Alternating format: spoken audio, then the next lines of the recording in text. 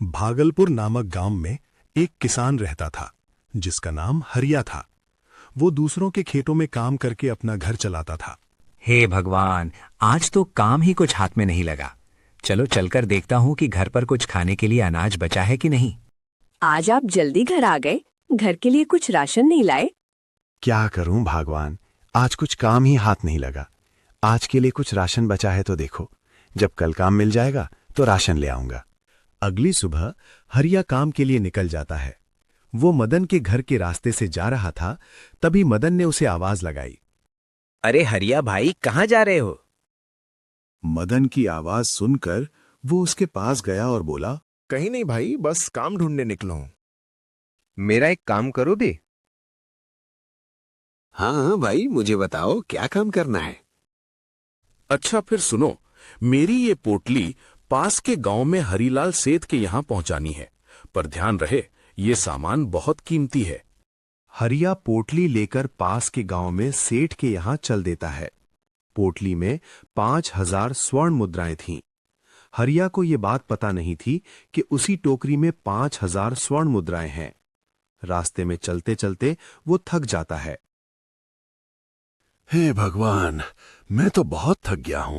इस पेड़ के नीचे थोड़ी देर आराम कर लेता हूं, फिर आगे चलता हूं। आराम करते करते उसको नींद लग जाती है। थोड़ी देर बाद उसकी आंख खुलती है और वो पोटली की ओर देखता है तो पोटली वहां नहीं होती है। हे भगवान, मेरी पोटली कहाँ गायब हो गई? कहीं चोरों ने तो नहीं लूट ली? अब मैं मदन को क्या जवाब दूंगा? हे भगवान, ये क्या हो गया? वो मदन के पास वापस चला जाता है और मदन लाल को सारी बात बता देता है।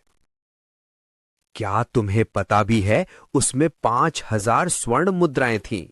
अब तो मुझे पोटली लाकर दे, या तो मेरे यहां पूरी जिंदगी मुफ्त में खेतों में काम करो।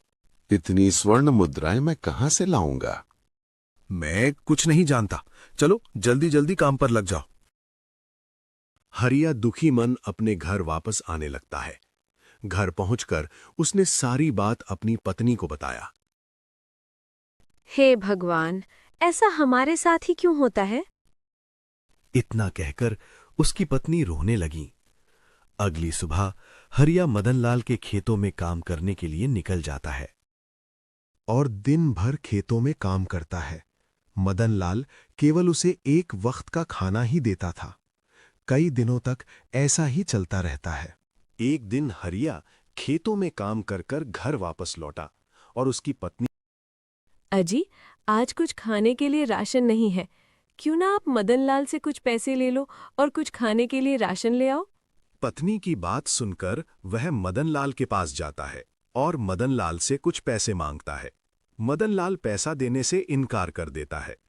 हरिया दुखी मन घर और पत्नी से बोलता ही, मदनलाल ने पैसे देने से इनकार कर दिया है।